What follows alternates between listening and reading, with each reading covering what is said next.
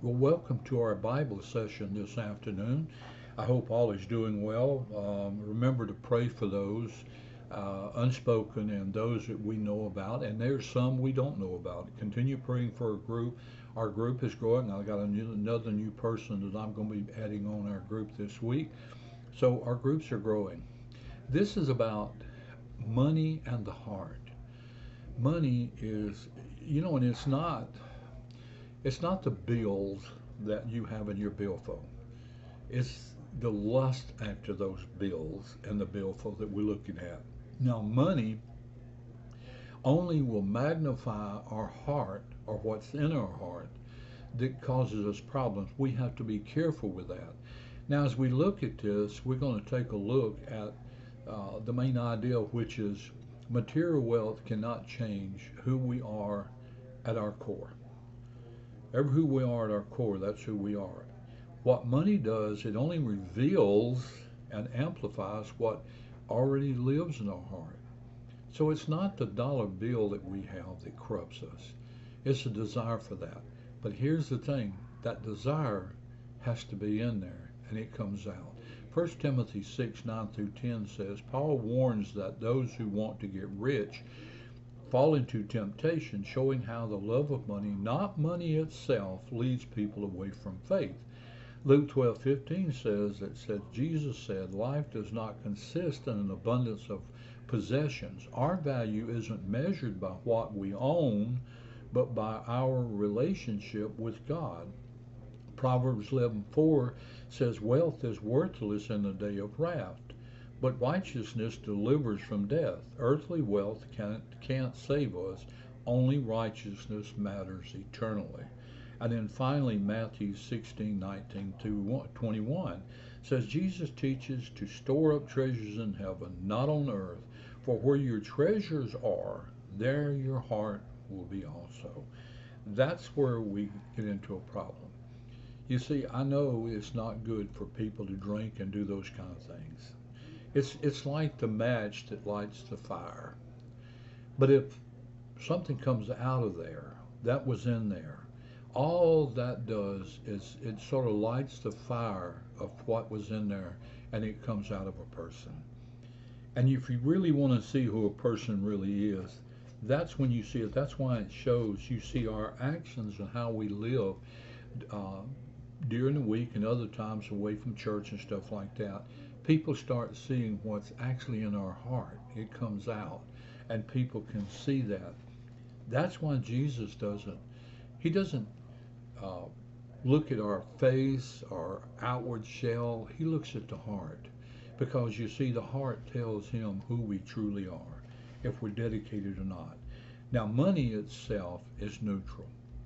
It's a tool that God has given us to use, but it's how we earn that money. How do we get it? How do we earn it? Is it an underhanded, under table way, or is it above board and it's legal and legit and honest?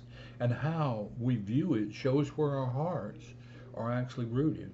You see, wealth can amplify generosity and stewardship, or it can expose greed and pride that's living in our hearts. So true riches are spiritual. You know, the scripture reminds us that joy, peace, and contentment comes from God and not from possessions.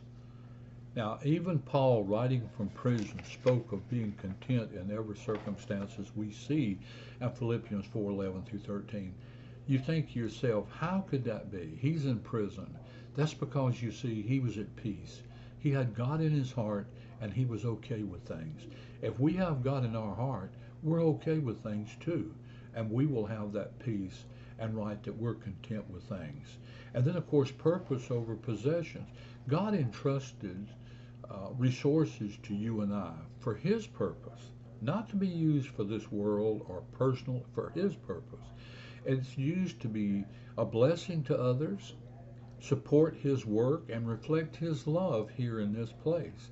And pursuing wealth for its own sake often leads to emptiness, but using it for God's glory brings fulfillment. Now, when you think about that, we think about as we reflect back on some of the things we've talked about here, we need to wonder, or I should say, ask, what drives our attitude towards wealth? Is it contentment or comparison? And how can you use financial blessings to serve others? Because that's what God intended for you to do when He gave you those rewards of benefits, monies, and things. So, what spiritual riches do you value most in your walk with Jesus Christ? Have you even thought about it? So, as I start bringing this to a close, think about this. Money cannot purify a heart that is far from God. But you see, a heart that loves God can use money in a way that honors God. See, that's what we do. We don't use money to give us and buy us happiness. We use money to help others. God gives us the peace, the happiness, and the love we have in our heart because we're doing what He wants us to do. We're using His resource for His service, not ours. True riches are found not in what we possess, but in who possesses us, and that is Jesus Christ Himself. Think about that. It's not in what you have, it's in who you have. Jesus has offered all of us a way out. He did that on the cross. He came to take it out. Money's not going to buy it. I don't care how well off you are. I don't care how knowledgeable you are. I don't care what position you hold here on earth. If you don't have Him, you don't have anything. That's where it's at. It's He that's going to save us and get us out of the situation that we're in right now. So money is nothing but a tool that God has given us to use to father His word. The question is, what are you doing with it? Too many times people use that money for personal self, personal gain, and not for God. That's not what God intended for. Well, God bless. I hope you enjoy this. Share this with someone. Invite people to come and join us. God bless, and I'll see you Saturday afternoon at 5.